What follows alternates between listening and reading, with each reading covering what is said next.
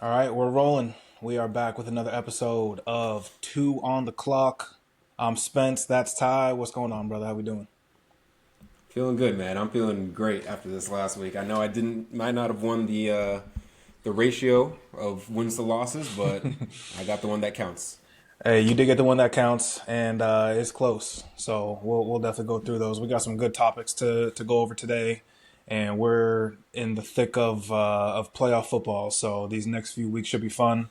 We'll be Yep. making our picks and talking about the top stories in the league. So let's jump right into it. We'll start with going through our picks last week and seeing how we did. Right now, you're up 2-0 in the competition head-to-head game picks, but we'll see if that changes this week. Yep. First game, Browns and Ravens. I had the Ravens in that one. You had the Ravens in that one. We're good to Yep. go there. Mm-hmm. Next game, Bengals and Steelers. We both We took both the picked Bengals in this Cincy. one in a close game. Yep. Next game, Panthers and Falcons. Oof. We struggled on this one. Both got this one wrong. Yeah. Both picked the Falcons, and the Panthers pulled that one out. Yep. Next, Commanders and Cowboys. We both got this one right.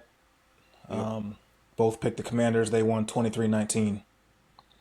Next, Bears and Packers. This was an interesting one. We both picked the Packers, and the Bears pulled this one off. So that Yep. was That's rough. tough. Next, Texans and Titans. Man, there I go again, picking the Titans. Man, I don't know, I don't know what's going on there. Texans win 23-14. I picked Texans, right? You picked the Texans. I picked the Titans. Yep. Next one, Colts and Jags. I got you on this one. Colts won 26-23. I picked the Colts. You picked the Yep. Jags. Squeezed it out in overtime. Yep. Squeezed it out. Yep. Next one, Bills and Patriots. You got me again on this one. I'll give you Gotcha. that. You got me I again. picked the Pats. You picked the Bills. Yeah. 23-16 Patriots. Next one, Eagles Giants. We both picked the Eagles in this one, and the Eagles came Yep. out on top 20-13. Tampa Bay took out the Saints barely, Yep. and we both picked the Bucks in this one. Yep. Broncos and Chiefs. We both picked the Broncos, and they put a beat down on them. 38-0. Broncos. Chargers Raiders. We both picked the Chargers, and they came out on top 34-20. Yep. Seahawks Rams. I think I got you on this one. No, we both picked the Seahawks on this one. Okay. We both picked the Seahawks, and they won 30 to Oh, 25. that's right. Yep. Yeah, LA sat a lot of their guys Yep. to Yep. prep Yep. for the playoffs. Yep. For sure.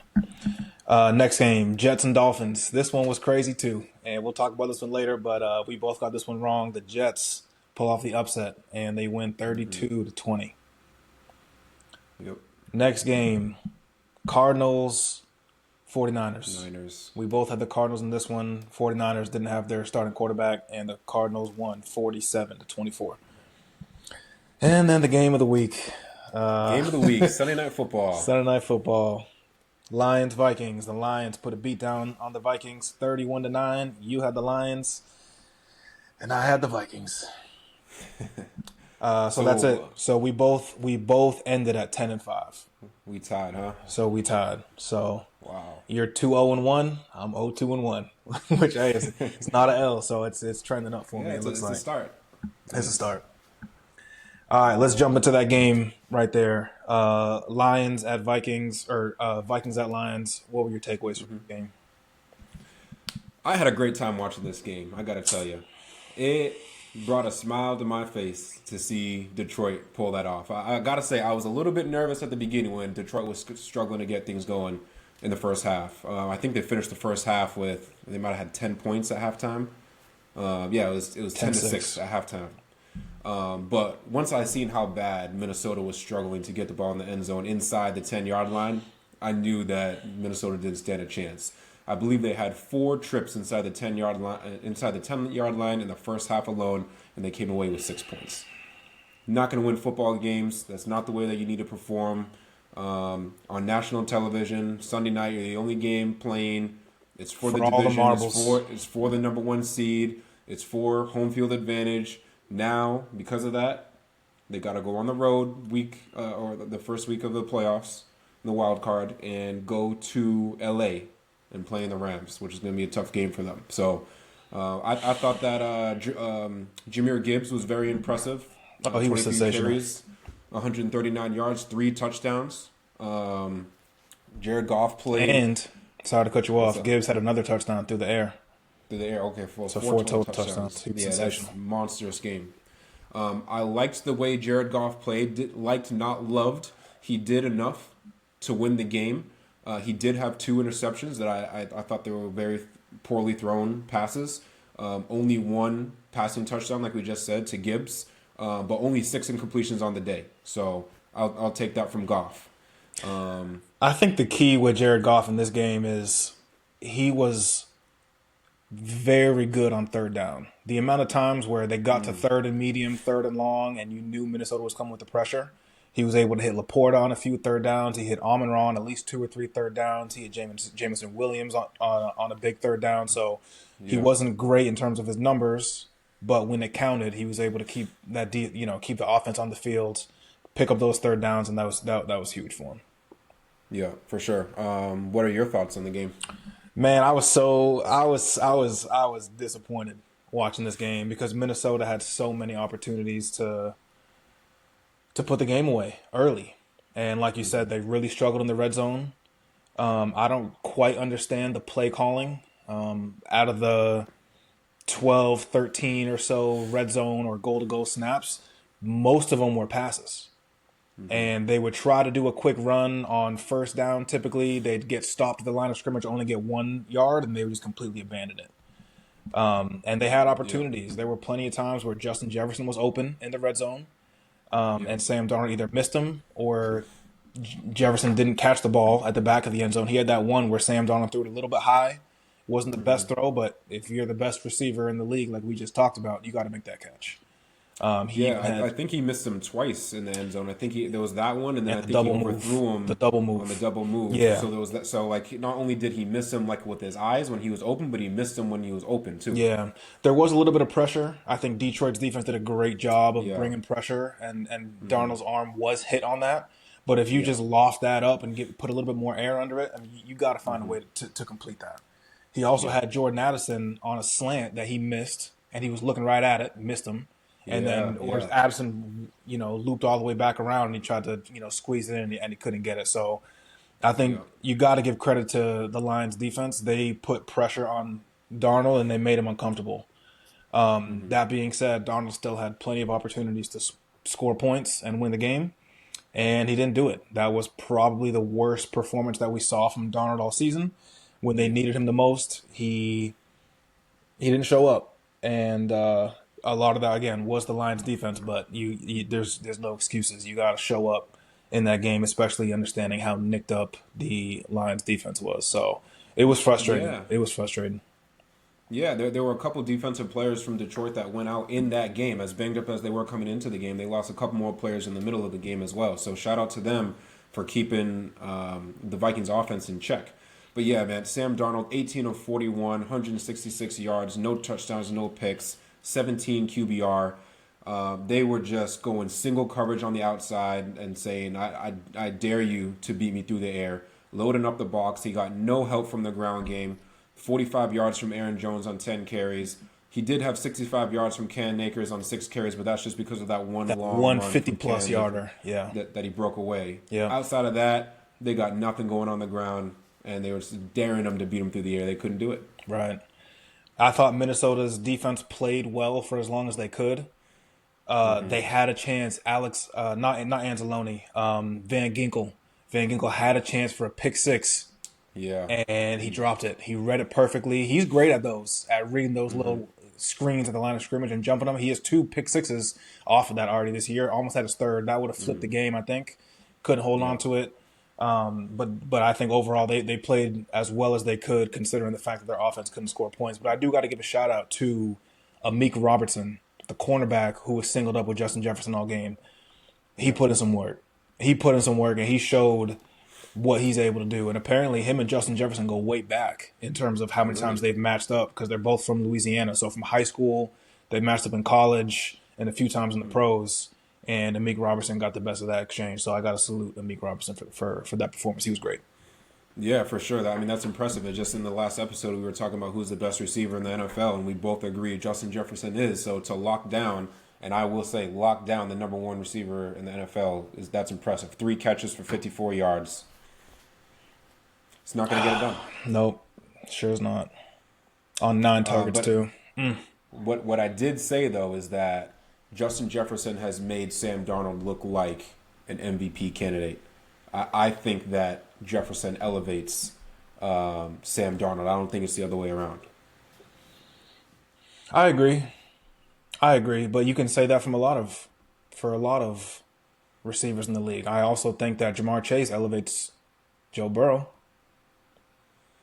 but also the other way around. Like they elevate each other. But so I definitely agree with you. But with the top receivers in the league, of course you're going to elevate the quarterbacks. But in this situation, I do think this is more heavily on Justin Jefferson elevating Sam Darnold than the other way around. So I agree with you on that.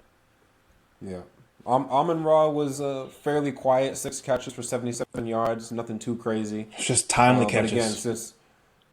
timely. But again, I mean, it's kind of hard to go crazy through the air when you have that guy, Jahmyr Gibbs, in your backfield just killing them 139 yards on the ground. So if it works, keep riding it. Is Gibbs a RB1? He is. He is. It took me Sure is. it took me quite a few weeks to say that, but yeah, he's RB1 and he can and is an every down back. Yeah. I did hear today that the Lions are expecting David Montgomery back for their first playoff game, so that's a huge, huge boost for them. I don't think he's going to get his typical workload, but situationally, I think he'll be able to come in and give them a big boost. So that's good for them for sure. All right, Yeah, Cardinals, I'm 49ers. curious. Anything you wanted to go over in that game? Stand-up performances, I thought anything like that? you cut out for like the last 20 seconds. What'd you say? Um, I said I just heard today that David Montgomery Yeah, I heard is that coming part. back. So I just think that'll be a big boost for the Lions when they play. Yeah. Next game is the Cardinals 49ers. Was there anything you wanted to go over in this game? Any stand-up performances, anything like that? No, I mean, Purdy and those guys were not playing. Right. So that was really just an incentives game for those guys that were trying to reach their incentives that week. Yeah. Kyler played pretty well against the Niners backups. 25 of 35, 242, 4 touchdowns, no picks. It's pretty good. But should have done that a couple weeks earlier against the Panthers when they really needed him to make the playoffs. Right. All right, Dolphins Jets. This was an interesting game, and there's a couple storylines in here. First things first, Aaron Rodgers crossed the 500 passing touchdowns for his career. I know he was trying to get the 500th one to Devontae, but I believe he ended up getting it to Conklin. And Yeah. then his last touchdown of the game went to Devontae. But Yeah. hey, say what you will about Aaron Rodgers and how he's played this year and whatever issues you have with him off the field or whatever. There's only a few quarterbacks that have thrown 500 touchdowns. So that is a sensational career that spanned 20 years. So got to give him his flowers for his play on the field. 500 touchdowns is impressive. Yeah, playing 20 years is insane to me at the highest level. And he wasn't like he was a journeyman bouncing all around the league. He played for the Packers, then he went to the Jets. So Yep. just 2 franchises. He wants to finish his career with the Jets. I think he has. I think he's done. I don't think he comes back to the NFL. You think he he's thrown retires? I think he's thrown his last touchdown pass in the NFL. Yep. That's interesting. I'm kind of leaning that way too. I know for a fact that he's not going to take a job as a backup, so it'll have to be starter or nothing. And I don't know how many teams are in position to offer him a starting job and at what price and dealing with all the off the field stuff. So you could be right. I think Aaron Rodgers might have played his last game in the NFL. Yeah. But switching over to Miami, what's going on with your boy Tyreek Hill? I don't know. This was a bad look. A few weeks ago, when Devondre Campbell refused to go into the game for the Niners, he got killed. Everybody killed him. He got suspended for pretty much the rest of the season, Yeah. and which is essentially them cutting him. It was, I guess, Yeah. more financially made more sense to suspend him and then, Yeah. cut him at the end as opposed to cut him with 5 games left or whatever the case may be. Right. I was disappointed in Tyreek. I get this was a rough year. Obviously, the last 2 years he had over 1,700 yards. His first year in Miami, he was like low 1,700s. Last year, he set a goal to eclipse 2,000 receiving yards, and he was well 2000. on his way if he didn't get hurt. He missed a Yeah. game and a half or 2 games with that ankle injury, and he finished with 1,790.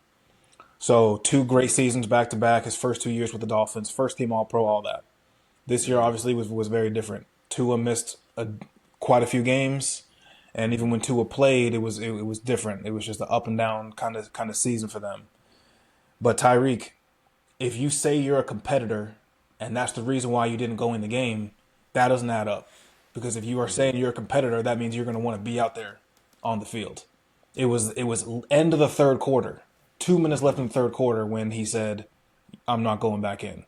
You're trying to tell me you can't play 17 more minutes if you're that much of a competitor? So I get it. I get that you're frustrated and this year wasn't what you wanted it to be. Your first time missing the playoffs. I get all that, but you can't quit on your team. You under no circumstances can you quit on your team. So I definitely thought it was a weak move, and I think he lost a lot of respect from a lot of people. And we'll see what happens. I don't know if he comes back to the Dolphins or who's going to want to trade for him, but that definitely was a bad look for sure. Yeah, I agree. I think that's super weak. He knew what he was getting into when he came to Miami. He left the Chiefs for more money. He came to the Dolphins talking about Tua is deadly accurate. Trying to make us believe something that we knew was not true. Tua, he's a fine quarterback, but he's not deadly accurate. He's not more accurate than Patrick Mahomes. And it was funny when Tyreek went to the Dolphins and he was talking about how good Tua was and saying he's just as good. He's saying, if not better, the most accurate quarterback in the NFL, something along that line. Yeah. And at that same time in training camp, there was a video that released on social media of Tua throwing Tyreek some deep balls. And there was one in particular, as he said that Tua threw, and it was so underthrown He had that to like stop, right? he had to stop, lay down, make a picnic, took a Right. nap, Yeah. woke up, and then the ball still was barely just there to land in his lap. So, in the midst of all that, talking the way that you're talking, you just came off the best statistical season of your career last season, where he, like you said, he had the 1,800 yards. Now all of a sudden this year, now all of a sudden, no, I'm just out there. I don't want to be here. I'm out just because you had a bad year and you missed the playoffs. Now he hasn't played the best either. I don't know what the stats are as far as drops, but I've seen him drop a lot of passes this year. Yeah. So it's not only on the quarterbacks that are throwing to him, Tyler Huntley, or whoever else they have in there to replace Tua when he's out. So I think he just needs to own up and take accountability. He did not play well this year, in addition to the entire team. If I were him, I would have more motivation to show that I can come back and turn it around. Right. He's just trying to have it both ways because like he left Kansas City for more money, and Kansas City has done the most winning of any franchise his whole entire career. So you leave for more money and then you get upset when you don't win.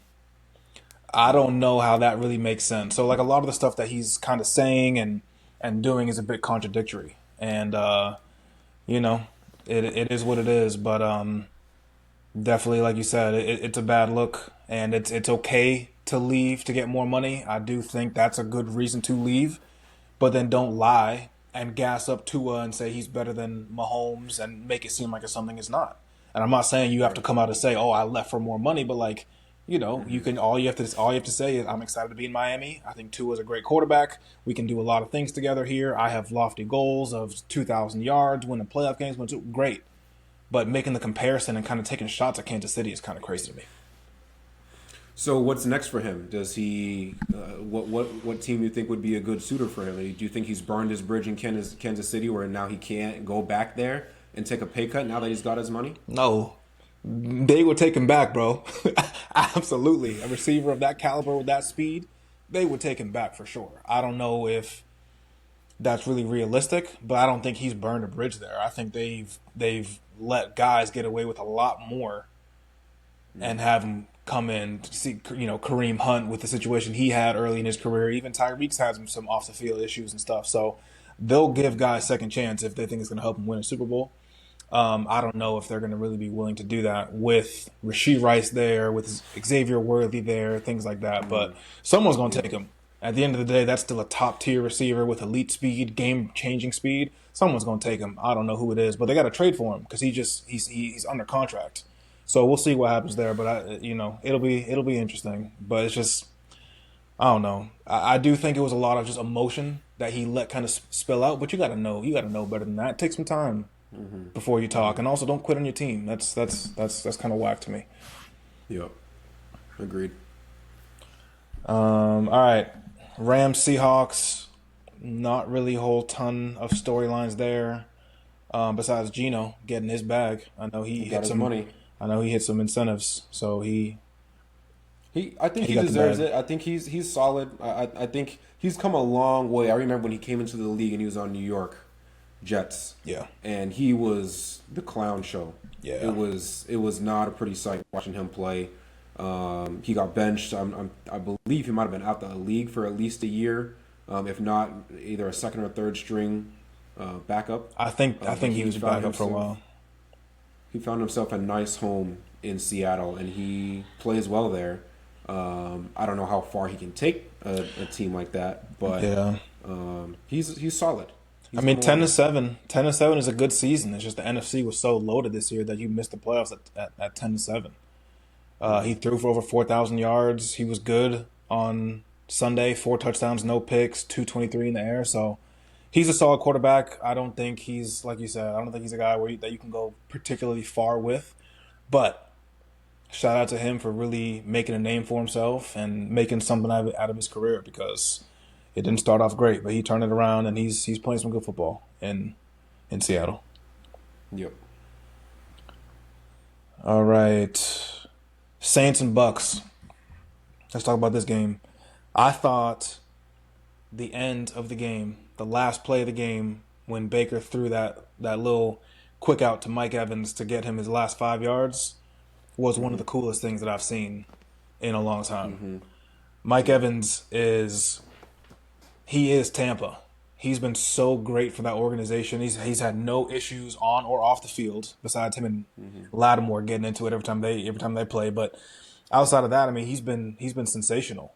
And you don't always see situations where the team kind of matches that level of loyalty, because he could have left a few times for probably more money, but he chose to stay with Tampa, and it was cool to see them reciprocate that, give him that catch, give him those extra 5 yards to get that 1,000 yards. And to me, his 11 straight years of 1,000 yards is more impressive than Jerry's, because Mike's has been his first 11 years. Jerry's weren't his first 11 years. So Jerry has 14 total, 11 straight. Mike just tied it with 11 straight. But Mike, every single year, from year one as a rookie until now, every single year has gotten that 1,000 yards. So shout out to Mike Evans. I thought that was a super dope moment for them.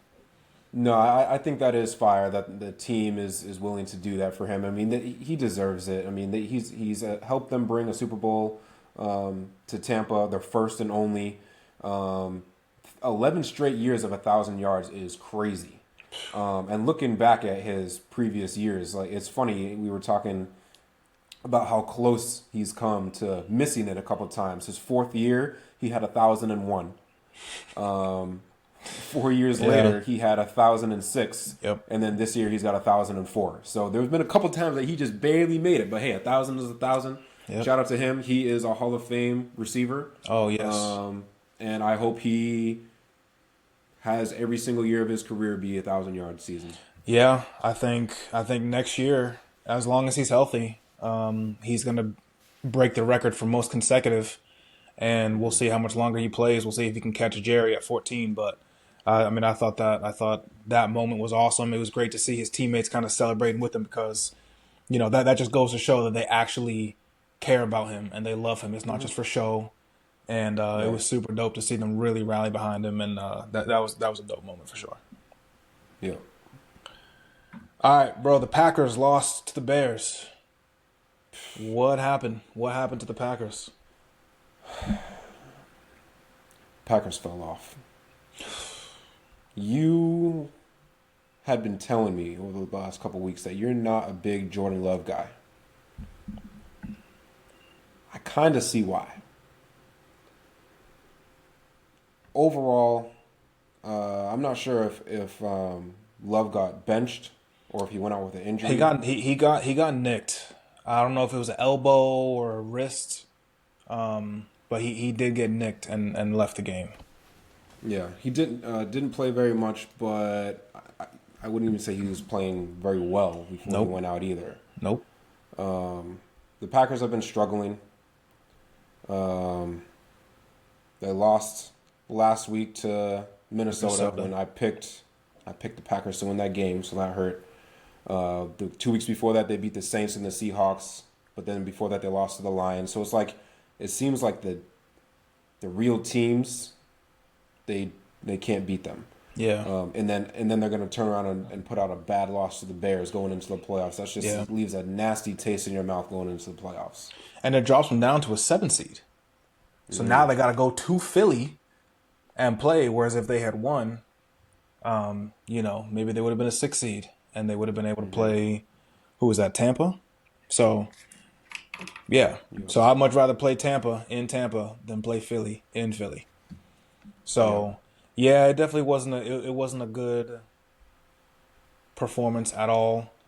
Malik Willis came in. He was 10 of 13, 136 yards. He didn't do a whole bunch either, but I don't know. I just there's something missing with Green Bay's team overall, and I don't know. I just don't see what a lot of people see in Jordan Love, and we'll have to see how he performs in the playoffs next week. But I don't know. Something's missing. Yeah, Something's missing to there. me, it's what's missing is just consistency. Like sometimes you'll see him look like the second coming of Aaron Rodgers, and then sometimes he looks like he shouldn't be a starter. So Yeah.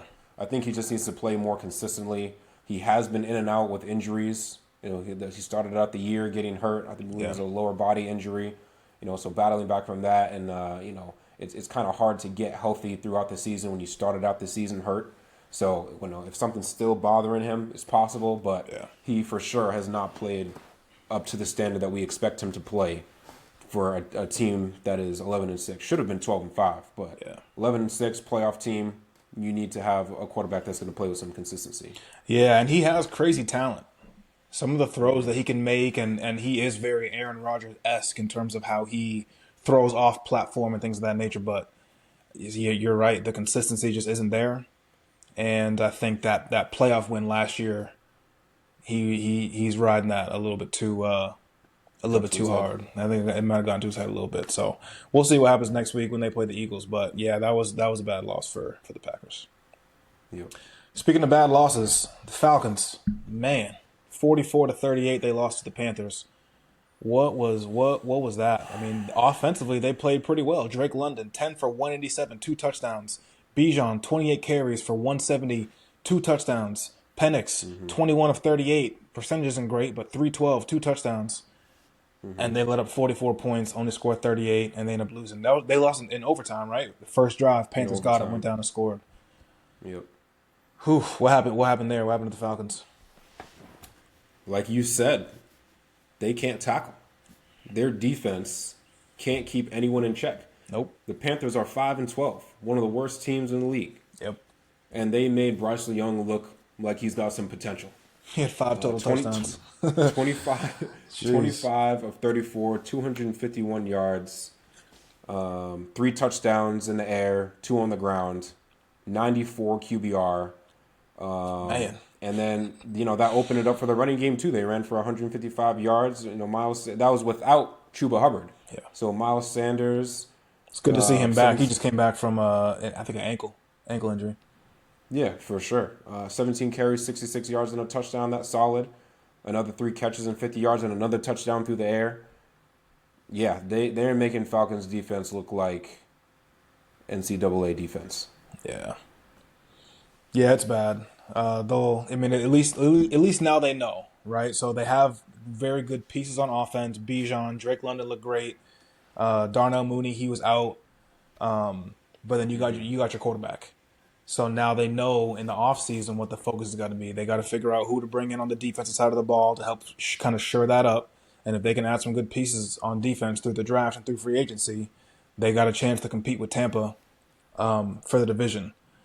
Apparently, what I'm hearing is the Falcons may keep Kirk as a backup, $180 million backup. I don't know who's going to want to trade for him, but if nobody trades for him and they paid him 90 million guaranteed and 180 million for what, 14 games, 15 games, that is kind of a debacle, a situation that they botched for sure if that's what happens. I think that's like you said, that's too much money to be paying a backup. And I think you need to commit. Who is going to be your guy? If it's going to be Michael Penix, get rid of Kirk. You don't want Penix looking over his shoulder, being like, oh, if I have a bad game, are they going to bench me and go back to Kirk? Yeah. Kirk is not the answer. You have a good young team. Ride the young guys and build on that. I don't think bringing in a veteran quarterback who's overpaid and overrated is going to get you to win a Super Bowl. Yeah, I mean, I think he's overrated at this point in his career coming off that injury. But if you're Atlanta or if you're other teams in the league, why am I going to trade you draft picks and players for a quarterback that I know is going to be your backup? That's part of the reason why I was thinking stick with Kirk. Don't bring in Penix until next year. That way, other teams are thinking, okay, they're going to move forward with Kirk. That's their guy. They still want him there. They don't want to get rid of him. Maybe now we'll be more willing to give more draft picks, higher draft pick, and then they can move on to Penix. But once you show your cards and go to Penix, that's telling everyone he's the guy. And so now people know he's going to be a backup. So why are they going to trade a first round pick or multiple seconds or whatever the case may be for a backup quarterback? They're just going to wait until Atlanta either cuts him or whatever they end up doing, and then try to sign him off waivers. And at the end, Kirk has a no trade clause, so they can't just ship him anywhere. He's got to approve it. So they really kind of dug themselves a deep hole with giving him a no trade clause and that contract, and then drafting a quarterback 9th overall. Got to cut him. That's a lot. That's a lot of dead money, bro. If they cut him, that's a lot of dead money. There's that saying: "You made your bed, now you need to lie in it." They gave him that money. It was the wrong decision. They need to just cut their losses, admit that they made a bad decision, move forward. I think that they may have struck gold with Michael Penix. So develop him, give him a good summer with a season under his belt. Yep. Have him as your starter going into next year. Commit to him. Instill that confidence in him that he's your guy going forward, and see what he can do. But He looks good to me. He's boredom. I'm close. Okay. He's not better than Kirk Cousins right now, but he's close. He's like right there. Next season, maybe he will be. But if you have someone that's that close in talent, I'm going with the young guy. Yeah, I mean, I think the fact that he's a lot more mobile really gives him a big up on Kirk. And then once he does have a full offseason, a full training camp as the number one quarterback, I do think he'll be able to produce better than Kirk did this year. But we'll see. I just think that's just such a bad situation, and it's going to also hinder Michael Penix if they do end up cutting him, because now they don't got the money that they're going to need to go out and make some moves, free agent wise or whatever. If they were to trade him, at least whoever they trade him to takes on that salary, and they can then continue to surround him with pieces that'll help him. But it might just be a situation where for the next 3 years they're not able to do as much as they want in free agency. And Penix has got to, struggle through that until they get through that, and then and then see what happens from there. So Yeah. we'll see. All right, that's pretty much it in terms of games to review. Unless there's any other ones that you wanted to talk about, all the other ones to Yeah. me I were I, kind of I, I want I want to talk about one other game. okay. Cincinnati at Pittsburgh. Shout out to Cincinnati for going out and winning their last 5 games to give them the chance to make the playoffs. It kind of sucks that it didn't work out, but hey, you dug yourself too deep of a hole to dig out of. But shout out to Bro, them for at least giving a fight.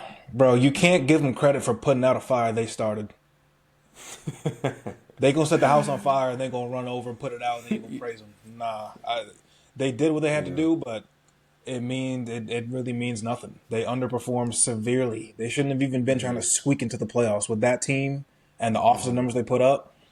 That's unacceptable. That's unacceptable. Yeah, but I think again going into next season, you know where you went wrong this season. It's about starting out strong. And if they tanked and let the whole house burn down, they would have talked about blowing it up and start. Maybe the head coach gets fired, or maybe they need a new defensive coordinator, which They just they fired do. him. They just fired him. They fired Which him. they do. But after winning those 5 games in a row, finishing the season with 9 wins, it's like okay, we were right there. They just make a couple tweaks, and then next year, Super Bowl. Super Bowl is the target. That's the goal. You know what the But situation's reminding if me you only of? won 3 games, what? The situation with the head coach, Zach Taylor, is reminding me of the Mike McCarthy situation. Oh, they got close. They won 12 games. They made the playoffs. He's doing good. Here for the Bengals. Oh, they won the last 5. They got to 9-8. Every year they've had Zach Taylor, they've started off slow. So maybe he's part of the problem. Maybe he's not able to get the team to play at that level in September and October until they get to November. So maybe it would have been a better situation if they did kind of burn the house down. They fired the DC, if they fired the head coach Zach Taylor as well, and then just built around Burrow and Chase. I don't. It might be a disservice that they ended up doing that because what's gonna be the difference that they start faster next year when the last few years with Zach Taylor did the same thing every year. I don't know if I blame Zach Taylor, but I definitely blame the GM for not paying Jamar Chase. Yeah, that was bad. 'Cause now the price You just don't went up want crazy. the statistically best receiver in the NFL to be holding out, not showing up to training camp. The morale is low of the team. They see how you operate. Now they think, oh, if I play well and I'm coming off my best season going into a contract year, they're not going to give me the contract because I just seen them do that to arguably the best receiver in the league or the second best receiver in the league. So Yeah. I think the GM needs to look in the mirror as well and be like, I made a mistake. I'm giving Jamar Chase a bag. He's going to be the highest paid receiver of all time. I'll reset the market, and we're going to go into the next year riding high. He's going to be happy, and we'll see what happens. Right. And they kind of did T. Higgins dirty too. They had him playing on the franchise tag. He was holding out for a little bit. He requested a trade at the beginning of this year and then decided to come back and play. But it just goes to show that that organization isn't taking care of their players. So for me, I'd be like, why am I going to want to stay here long term if I'm going to be getting nickel and dimed? Like that don't make no sense to me as a player. Yeah, So for sure. But I mostly wanted to talk about this game because of someone on the other side. George Pickens. Georgie. 6 targets, 1 catch, 0 yards. That was embarrassing. That was an I felt bad for him. He looked crazy out there. Yeah, Dropping especially on that one where he dove backwards. Yeah. Trying to catch. It was not I don't think it was the best throw from Russ. It was uncatchable. It was like, yeah, it was threw it out of bounds. It was nowhere near George, but he had just been down so bad up to that point. He's like, I just need to make some type of effort. Maybe I can get a hand on it, make a spectacular grab, and then maybe I can kind of change the narrative of how this game is going for me. And it just made him look foolish. Yeah, that was bad. Yeah, so I felt bad for him, but a lot of this is on him. He has been causing some problems in that locker room, and I don't think it's being properly addressed. I agree, and I also disagree. I think George Pickens is too emotional. I think he needs to figure out a way to get his emotions in check during the game because he's been acting a fool. Like you don't really know what he's going to do out there, and he lets the littlest things frustrate him. That being said, in this game, he had he had one target and one catch for 0 yards halfway through the third. He didn't get his second target until halfway through the third quarter. A lot of times you hear where teams, quarterbacks, coaches, whatever, they're going to get their star receiver the ball early. First drive, first couple plays, give him a slant, give him a screen, give him something to just let him touch the ball early and do something. You can't not target him all game, and at the end of the game when you need him, now you start going to him crazy and expect him to be hot and engaged, especially a guy like Pickens who's overly emotional. So I think that's kind of on the Steelers too for not making it a point of emphasis to get the ball to Pickens early, and then they just expected him to just turn it on late, knowing that he's kind of up and down. He definitely isn't an even keel guy. He goes up, he goes down. So if that's the case, you got to keep him happy. I don't think they did a good job game planning for him. That doesn't excuse the catches, but I do think the Steelers, Russ and the OC, the play caller, also are to blame a little bit. I'm going up higher than that. I think this is on Mike Tomlin. He has had a long track record of receivers that get disgruntled, lash out, show too much animation on the sideline where it comes off as being borderline disrespectful. He had the problem with Antonio Brown, and it was a big problem there when Antonio Brown was there. He had that same problem with Deontay Johnson until they shipped him out to Carolina. And now he's having this problem with George Pickens. I've heard a couple stories of Mike Tomlin allowing star players to get away with more than what everyone else can get away with. And I don't think that translates to winning. If you look at Bill Belichick, he held Tom Brady to the same standards that he held everyone else to. But when it came to Antonio Brown, I heard multiple stories of Antonio Brown showing up late to practice, showing up late to team meetings, showing up late to flights for away games. So everyone is on the plane ready to go and waiting. Can't leave yet because Antonio Brown's not there. Yeah. And I was told that there were some players that tried to address it with Mike Tomlin and say, hey, how come other players are getting different treatment? Because if I showed up late to a team meeting or a practice or a flight, you would have reacted differently. And his response was, if you win the Triple Crown, you can show up late to team meetings, practices, and flights. Yeah, I don't So agree with that. I just don't think that's the way you need to handle it. Yeah, I'm with you. I don't agree with that at all. It's interesting because you see this in a lot of different situations. It kind of showed its head a little bit with Miami. And apparently they had issues as well with guys showing up late and things like that that's coming out now. But it's like you can't flip a switch.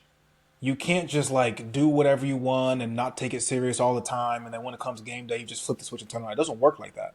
If you're not always acting in a way where you're giving your best, you can't just decide to be your best. It doesn't. You gotta do the prerequisite and do what it takes building up to that in order to actually put that product on the field. So, yeah, telling Antonio Brown or telling the teammates who brought it up, if you win the Triple Crown, or if you lead the league in whatever, if you're a top receiver, if you're first team All Pro, you can get away with it. That to me is not a recipe for winning. That being said, Mike Tomlin's never had a losing season, so it's kind of it's like he's also getting away with it too because they've never had a losing season. So in his mind, he's like, I'm gonna keep doing what I'm doing because I'm the only coach to never have a losing season, whatever.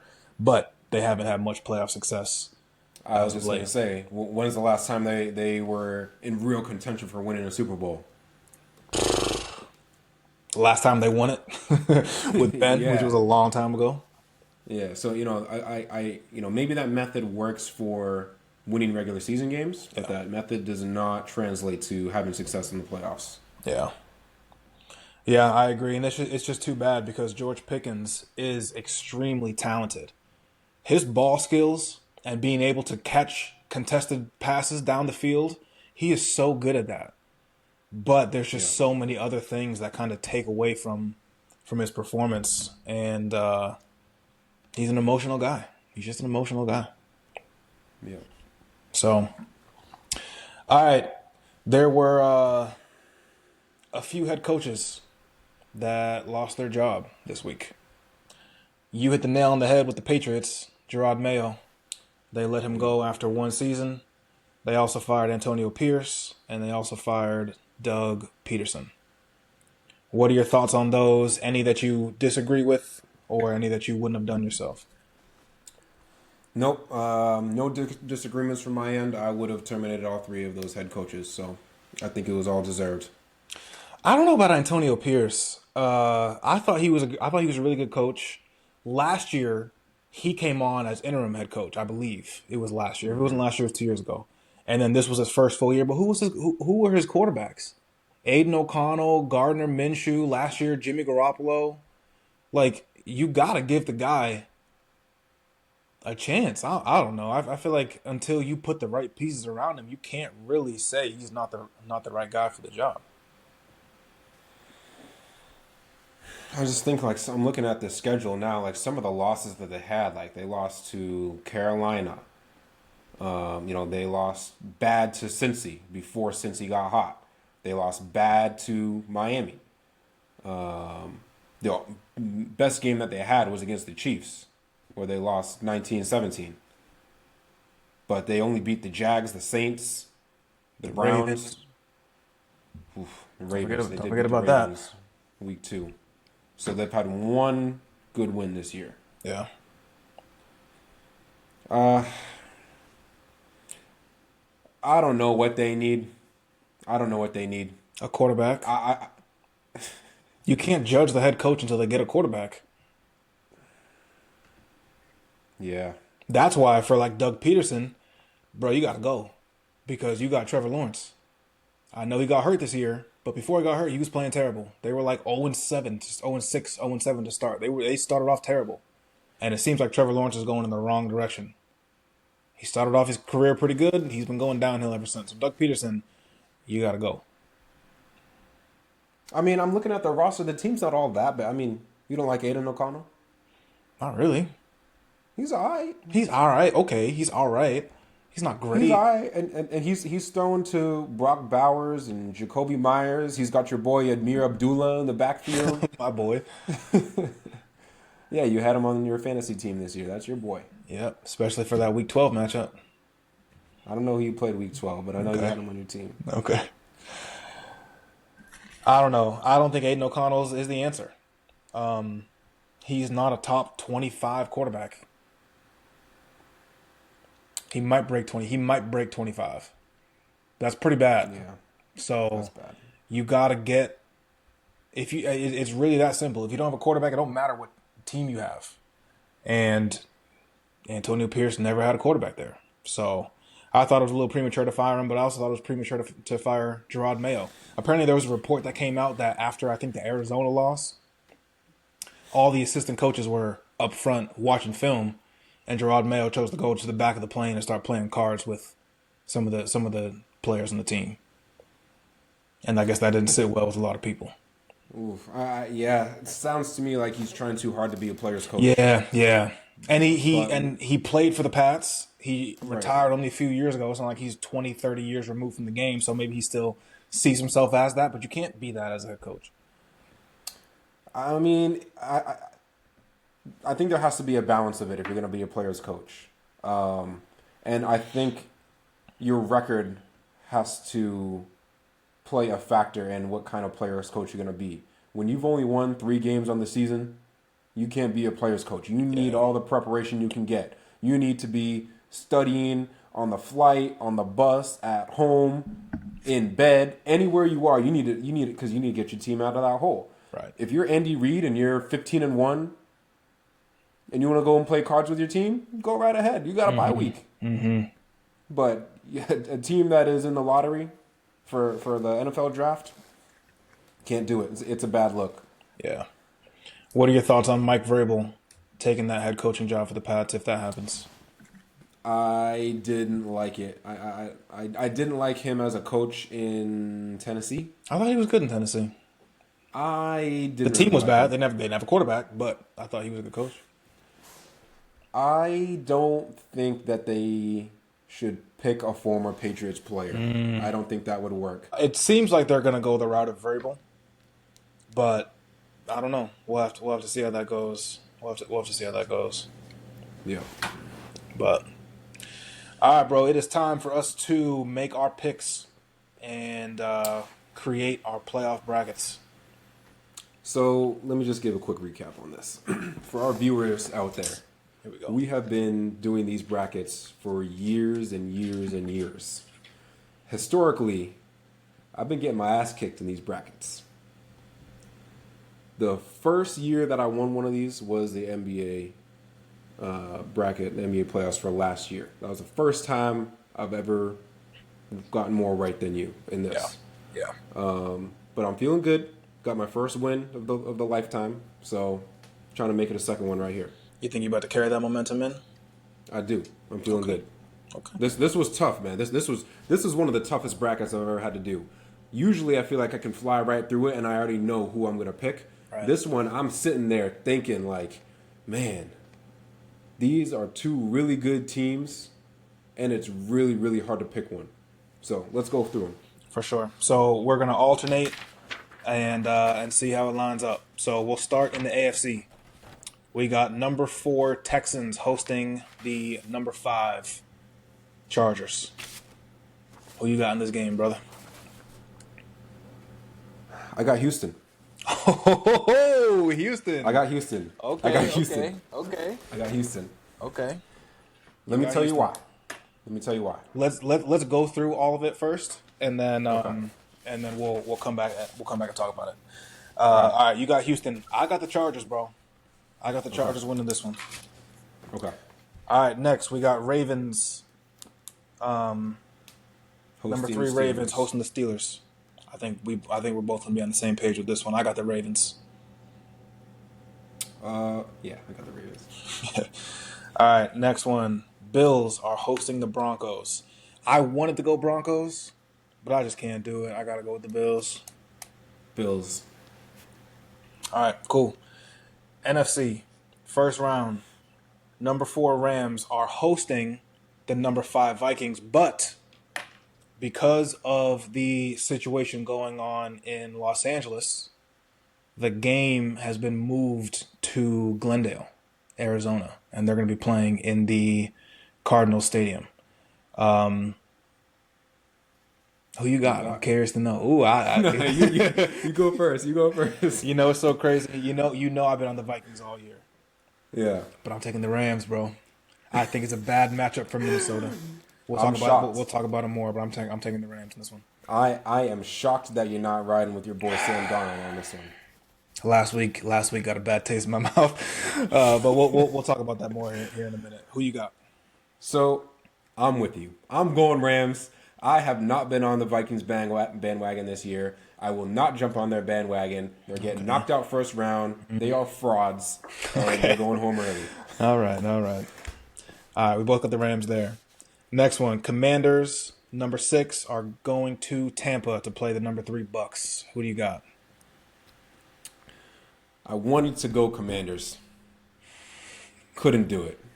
I'm going Okay. Bucks. Okay, you're going Bucks. I wanted to go Bucks, but I couldn't do it. I'm going Commanders. I'm taking All the right, Commanders. you're going Commanders. I'm going Commanders. All right, next one. Number 2 Eagles are hosting the number 7 Packers. I am taking the Eagles. I'm also taking the Eagles. Gotcha. All right, so that's the first round for the Super Wild Card weekends. That'll change our second round matchups a little bit, but we'll go through it. So, second round, I'm gonna have the Chiefs at home hosting the Chargers, and I got the Chiefs winning that game.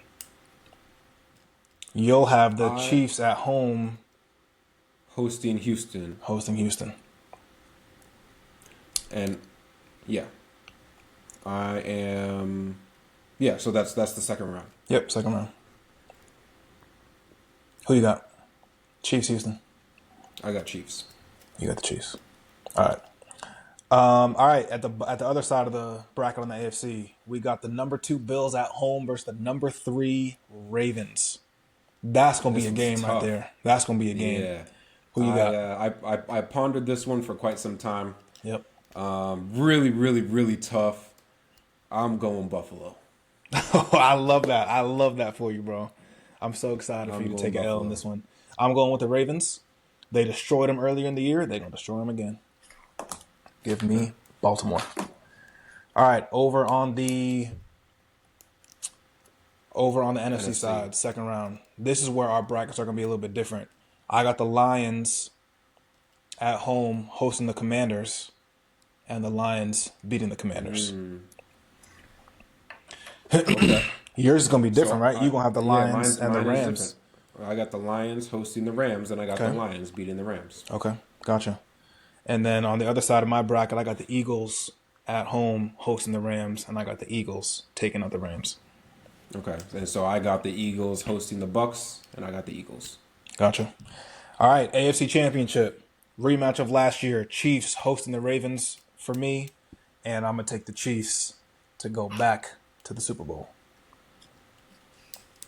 Yep, I got Chiefs hosting the Bills, rematch of 2 years ago, and I got Chiefs going back to the Super Bowl also.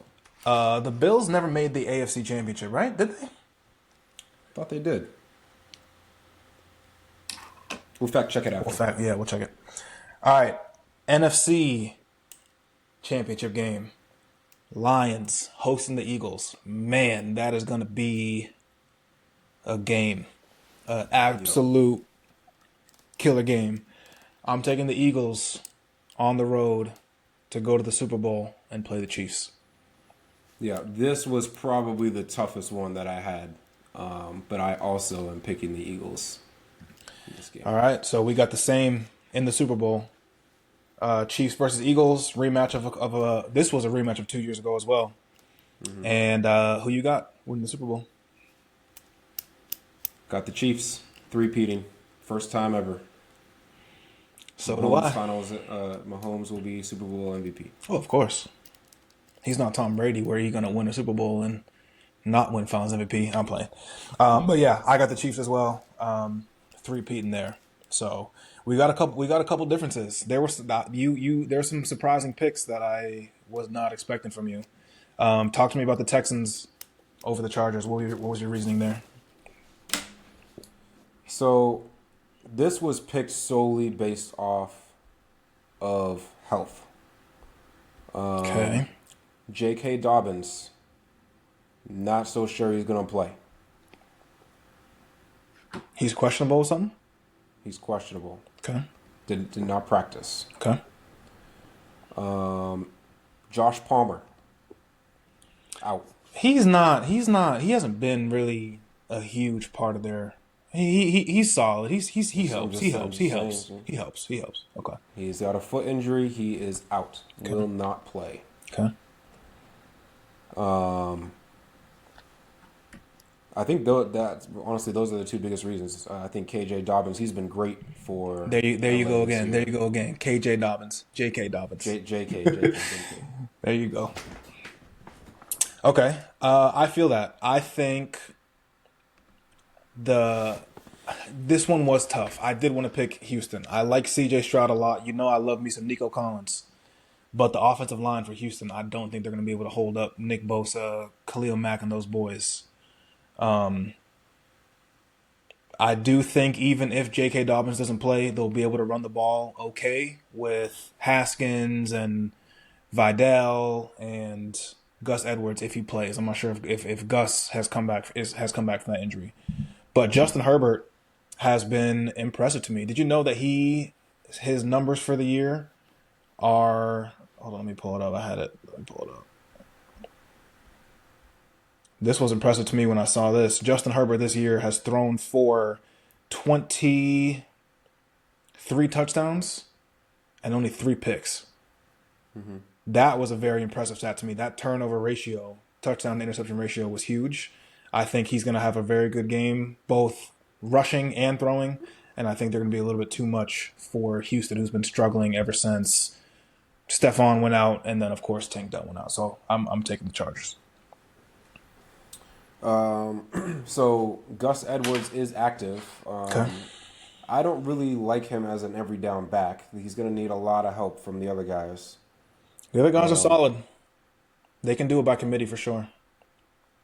Quentin Johnson, he's their second year Yep. receiver. Yep. I'm looking right now. He's also questionable. He'll play. A thigh and illness. He'll play. You saw what he did last week, right? Playing through an injury is different. How effective you're going to be playing through injury. At this point in the year, bro, everybody hurt. He'll be all right. All right, cool. We both had the Ravens. That one's pretty self-explanatory. Steelers just have not been playing well, so Ravens should put a beat down on them. Bills, Broncos. I like Bo Nix. I think he's had a great year. I just think they're going to be a little bit overwhelmed going on the road, playing in Buffalo, and I think Bills handle their business. Yep, I think every team seated below the Bills is going to be overwhelmed. Except for the Ravens. All right. Rams, Vikings. We already talked about that. I do want to take a quick second and, give a shout out. Not a shout out, but, say my prayers for LA because what's happening over there is terrible. It's devastating. And it's just the destruction that's happening over there is terrible. So I feel for everyone out there. Hope everyone stays safe. Definitely follow whatever guidelines there are, and hopefully, they can find a way to get that wildfire contained because it is terrible. The videos I've seen and the destruction that's happened is absolutely terrible. So prayers up for the Yeah, people in LA. for sure. It's awful to see people losing their houses, their cars, their jobs, their loved ones. So yeah, thoughts and prayers with LA. For sure. So this one will be interesting with them playing the game in In Arizona Arizona. as opposed to SoFi. LA, but as opposed to SoFi. But one of the biggest reasons, or not one of the biggest reasons, but I was kind of teetering on this one. First things first, the Rams did beat the Vikings and gave them one of their three losses. So Detroit beat them twice, and the Rams beat them once. So I think they're going to be able to carry that. And you know what was one other thing as well that kind of made me lean? What? At the end of the Vikings Lions game, Dan Campbell comes to midfield, talks to Kevin O'Connell, and he's talking about, I'll see Yeah. you in 2 weeks. I'll see you Yeah. in 2 weeks. So I guarantee the Rams are going to Yeah. use that as bulletin board material and be like, they Yeah. don't respect us. They don't think we're going to, do nothing. They think we're going to just, kind of wash out. And they're going to use that as fuel. And I think that's going to, be that little edge that gets the Rams over the Vikings. Yeah, I think Dan Campbell did that on purpose. He is very savvy, and we spoke about last week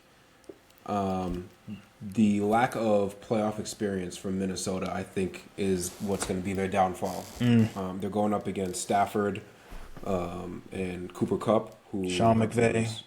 Yep. McVay. They've won a Super Bowl Yep. together, so I think I think the experience means a lot in this matchup. Yep. Agreed. All right. You took the Bucks over the Commanders. What made you lean towards the Bucks in this one?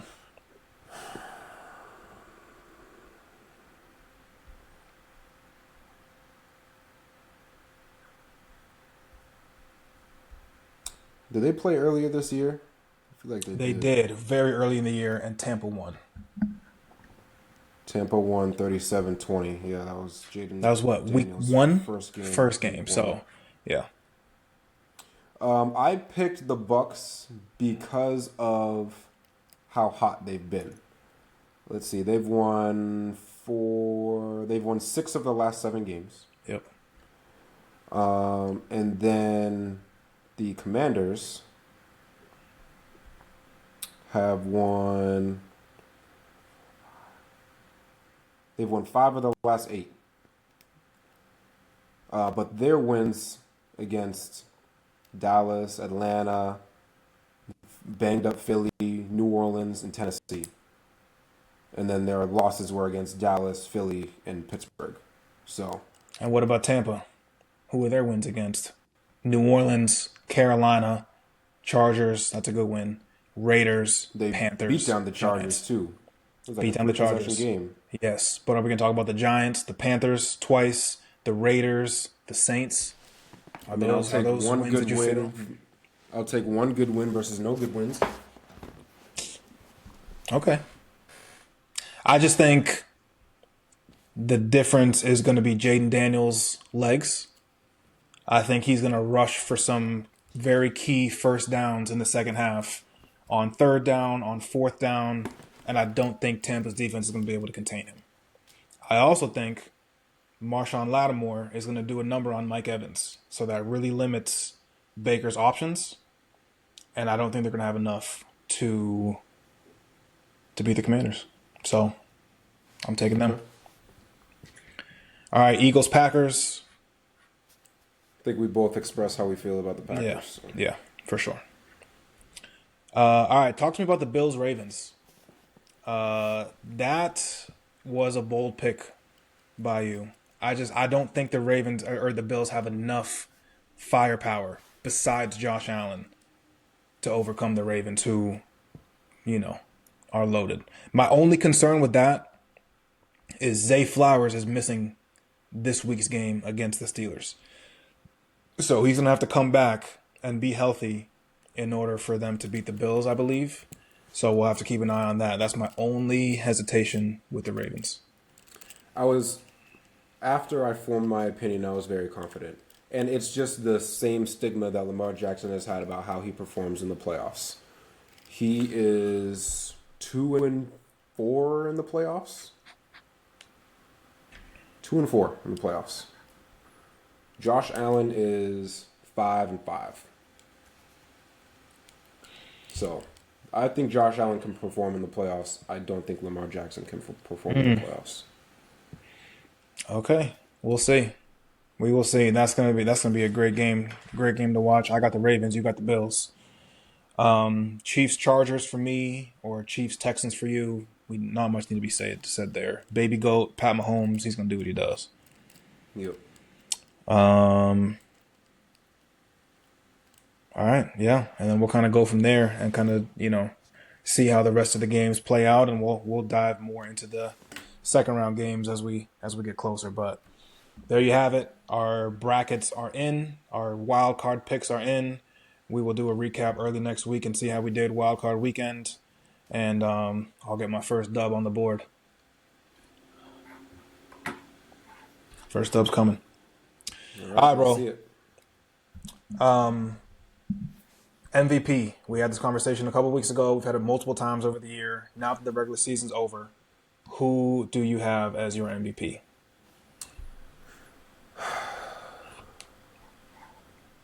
I told you Lamar Jackson can't perform in the playoffs. But man, oh man, can he perform in the regular season. I'm going Lamar Jackson. I am not going to have voters fatigue. I don't care that he's won it twice. His numbers are clearly better than Josh Allen. Josh Allen was the only other person that I would pick. Josh Allen, 25 touchdowns through the air, 5 picks, 79 QBR, 484 rushing yards, 11 touchdowns on the ground for a total of 36 touchdowns. Lamar Jackson, 3,500 yards through the air, which is more than Josh Allen. 34 passing touchdowns, more than Josh Allen. 3 interceptions, better than Josh Allen. 76 QBR. Josh Allen got him there. I think your numbers are old. Lamar's got 41-72 passing. 41 touchdowns, 4 picks. Okay. So even better than what you said. Yeah. More rushing yards. He has less rushing touchdowns, but he has more total touchdowns on the year. Yeah. So that touchdown to interception ratio for Lamar is otherworldly. 41-4 for a guy they try to get to play running back is ridiculous. Mm-hmm. And on top of that, before it was kind of like, yeah, Josh Allen's numbers weren't as good, but they had only 2 losses on the season at that point. Now, the Bills are a 2 seed and the Ravens are a 3 seed, so yeah, they're right there. I don't think the record puts all that much weight into it because they're both great teams. Right. Yeah, I'm with you. I would vote for Lamar Jackson, but I think they're going to give it to Josh Allen. I think he had such a good season without the weapons that we're used to seeing him have. And I do think that the voters are going to have voters fatigue, and they're going to give it to Josh Allen. For me, I'm giving it to Lamar all day. You can't have a much like an exponentially better season than your other MVP years and have the best season of your career and not win it. But I do think they're going to give it to Josh Allen. Unfortunately, I think Lamar should be another. That should be what his third MVP. I think he should get his third. Yep. So what's your answer? So I am Is voting Lamar? for Lamar if it's me, but I think they're going to give it to Josh. But in my opinion, it's Lamar all day. Okay. All right, offensive player of the year. There's only one answer. There's only one answer. There's only one answer on this one. Saquon. Gotta be. I'm so disappointed in the Eagles, bro. I'm so disappointed that they did not play him. That to me is terrible. I It's get it. Saquon. They did the right thing. When I said I would sit him, that's not based off of a fan perspective. As a fan, of course, I want to see him break the record. Yeah. But if I'm Nick Sirianni, I am not playing him for the reasons I explained in our last episode. That's ultimately what they ended up doing. Now they have a healthy team, and they are going to have every opportunity to make a deep playoff run and hopefully make it to the Super Bowl. But if they don't, they're going to be kicking themselves like crazy. Like if they lose in the first or second round, they're going to be kicking themselves because it's like you just don't know how many more chances Saquon's going to get to break the record. And who knows? I mean, with that offensive line and his ability, it's not like he's an aging running back.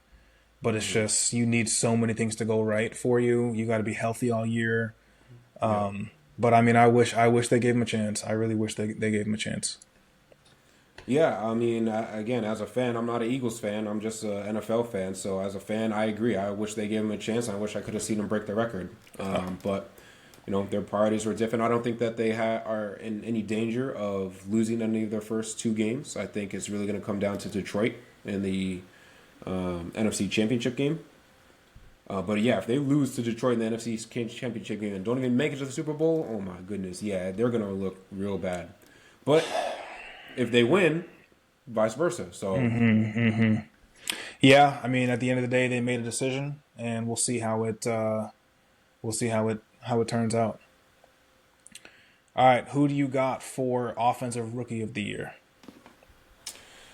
didn't put too much thought into this. Yeah. Jaden Daniels, to me, has been the best offensive player. No one else really comes to mind, in my opinion. Maybe Brian Thomas from Jacksonville. Yeah. But I got Jaden Daniels. I have Jaden Daniels too. They tend to give this to the quarterback. They gave it to C.J. Stroud last year when Puka Nacua broke the all-time rookie record for catches and yards. This year, Brock Bowers broke those records, and it's gonna be the same thing. They're gonna give it to Daniels. This one is too much like the MVP award, where it's pretty much a quarterback award unless somebody does something like historic all time. So excuse me, I do believe they give this to Jaden Daniels as well, and I don't disagree. I thought he was sensational this year. I didn't see this coming from him, and I mean he was great. He was awesome to watch this whole year. So I'd give it to him as well. Yeah. Another honorable mention, I'm just going to throw a name out there, Bo Nix. He's been great. I did not see that coming. I did not see him being as good as he is. Nah, he started off the year slow, but then man, he came on. He was doing it both with his arm and he was doing it with his legs. Him and Sean Payton got a nice vibe, nice rhythm, and they're going to be a team to deal with in years to come. So, yeah, with that defense, and then he's only going to get better. And even a lot of their receivers, besides Cortland Sutton, they're young, they're rookies, so they're only going to get better, and he's going to have a great career for sure. All right, last one we'll talk about here in terms of awards is Coach of the Year. This one's tough. I think all the coaches who are in that kind of conversation are very deserving. For me, I gotta Say it. For me, I gotta go with Kevin O'Connell, bro. I have to. They were not. Are you serious? Nobody expected them to be 14-3. Not a single person. With Dan Campbell, did they have a great year? Yes, 15-1, or what was it? 15-2. 15-2, outstanding year. But they were in the NFC Championship game last year, so it's not like we didn't see this coming. Minnesota didn't even make the playoffs last year.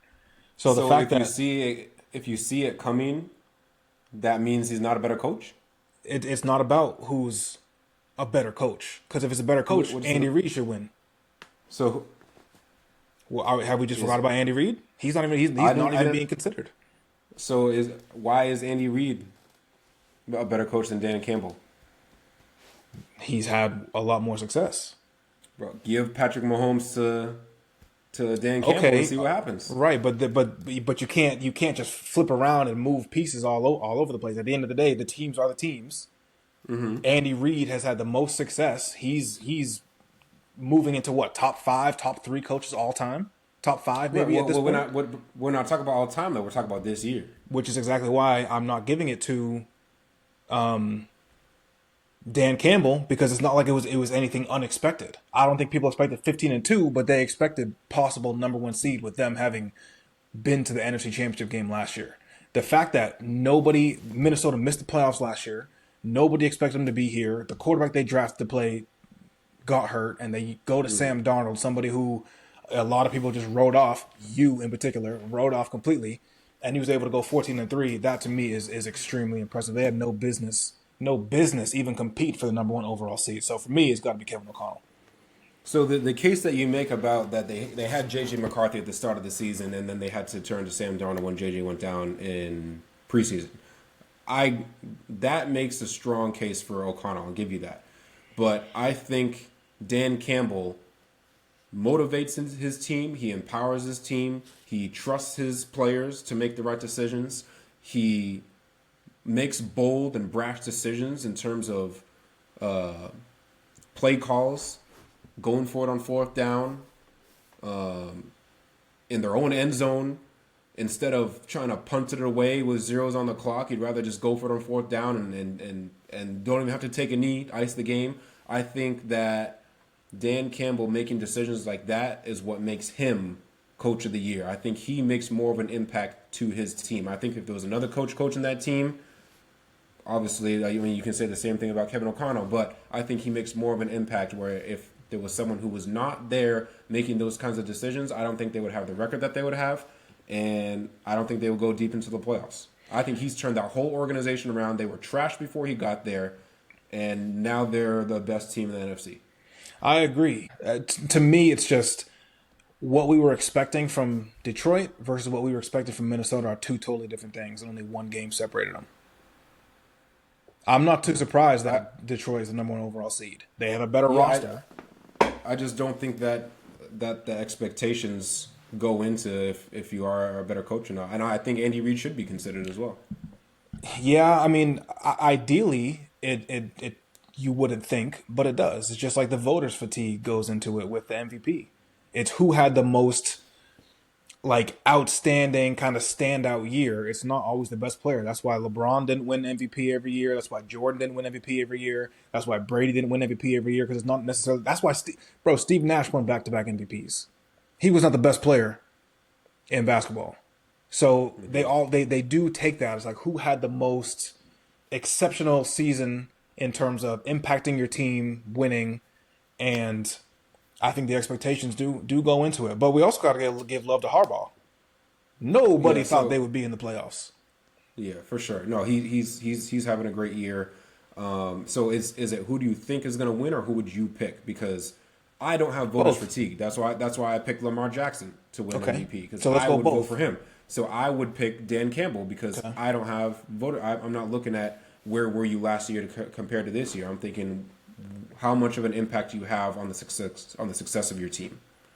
I'm sticking with because I do think the expectations for me goes into it. I think based on where you expected them to be at the beginning of the season and where they ended up, which I think is why Harbaugh is in it, because his brother John at the Ravens had a better season and is doing a quote unquote better coaching job than Jim at the Chargers.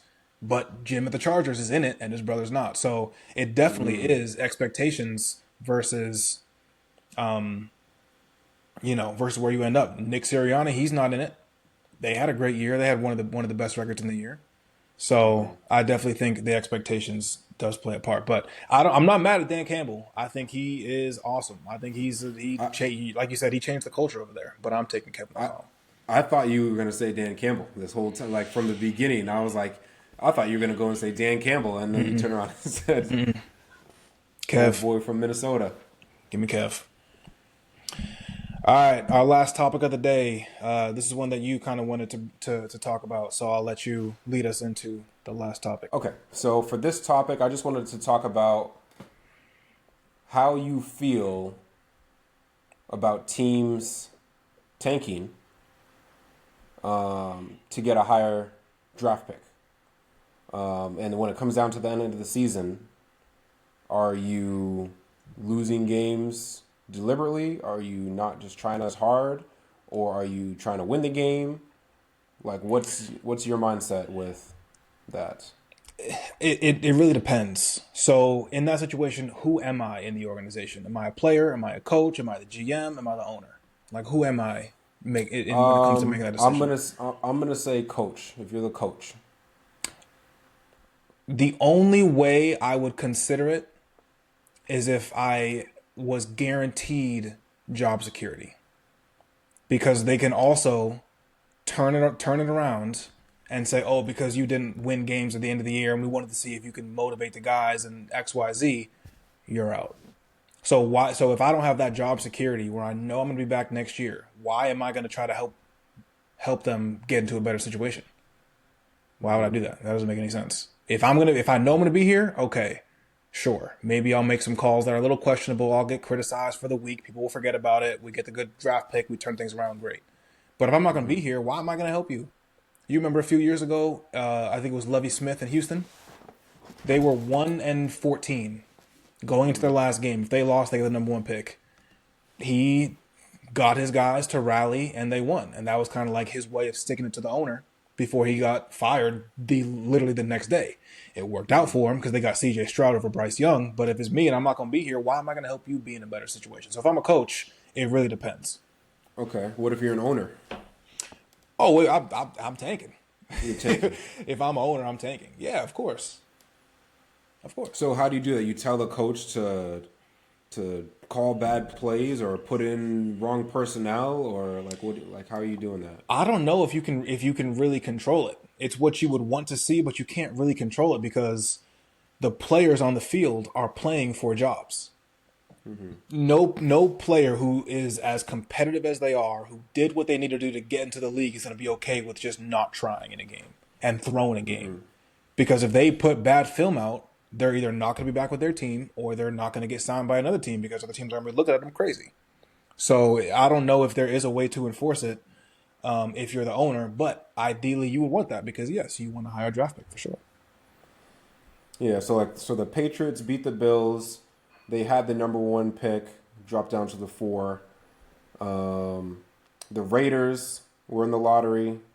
They won, dropped down to a 6.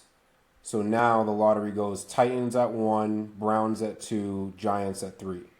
Okay, and what happened to the two head coaches who won games at the end of the year from the Patriots and the Raiders?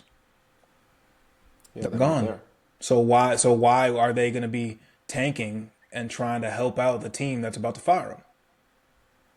That doesn't make any sense to me. Well, maybe if you're on the same page with your owner and you're the coach and the owner is telling you to lose and then you lose, you shouldn't be fired. That's tough. I just feel like owners may be a little shady. I don't know. That's tough. So if you're Tennessee, what are you doing with the number one pick? You going to getting Shador? They need a quarterback, either him or I think that kid Cam Ward from Miami is also a top rated quarterback. So one of the two, you're getting a quarterback. And then, yeah, if you're Cleveland, They need a also need quarterback a too, quarterback. so you take the other one. If you're New York Giants, also need a quarterback. I don't know who the third rated quarterback is coming out of the draft, but they maybe they move the third pick for a quarterback or something. They need a quarterback. Obviously, they need a quarterback. Yeah, or maybe they take Travis Hunter and then trade him to a team for a quarterback. Possibly. Yeah. Okay. What are your thoughts on it? I'm with you. I mean, if I'm a player, I'm playing to win. I don't care if you Of tell me course. to win, lose, or draw. I'm going to try and win. If I'm a coach, it all depends on the relationship that you have with the owner. I think Yeah. if you've been in the same organization for a long time and you're on the same page and you feel like you have job security and your owner has told you that and you trust that owner, then and they ask me to tank and it's the end of the season, it comes down to getting the number one pick or the number four pick, Yeah. I'm going to tank. Yeah. If I'm an owner, I'm tanking and I'm also taking. Yeah. I'm also tanking. The only way I'm not tanking is if I'm a player because I'm too competitive. Yeah. I've been playing this sport my whole entire life. I'm a professional at what I do, and Yeah. I can't just turn the switch off and start doing the opposite of what I've been doing my whole life. Yeah. So, I agree. I do have a solution though to what's prevent that? teams Oh, from tanking. what's that? So I don't know where I heard this. I saw this somewhere, and I think they do this in women's professional hockey, which is Yeah, so I've heard random. about that. Yep. But how it works is once you're mathematically eliminated from the playoffs, every game that you win will get you points. And in order to get the top pick in the draft, you have to have the most points. So instead of once you're eliminated, okay, let's keep losing, that still gives you incentive to keep on playing, keep on, putting your best product out there. So that way, the last week of the season, teams are fighting to win a game to get points to get the draft pick, as opposed to, oh, we happened to lose because we made a bad call, or this guy got hurt and didn't play, or whatever it is. That way, it's like you're actually incentivizing teams to win to get something good as opposed to lose to get something good. You kind of shouldn't be rewarded for losing. No, I agree. I like that idea. I wonder how it works out over there. I mean, if they're still doing it, I'm assuming it works out pretty well. But I do like Right. that idea. I think more leagues should adopt that. Yeah, I mean, I think that works even better than the lottery, because even though the lottery doesn't guarantee that you get a top pick, it still increases your chances. So it's still a positive thing to lose games, and that's never good for any sports league.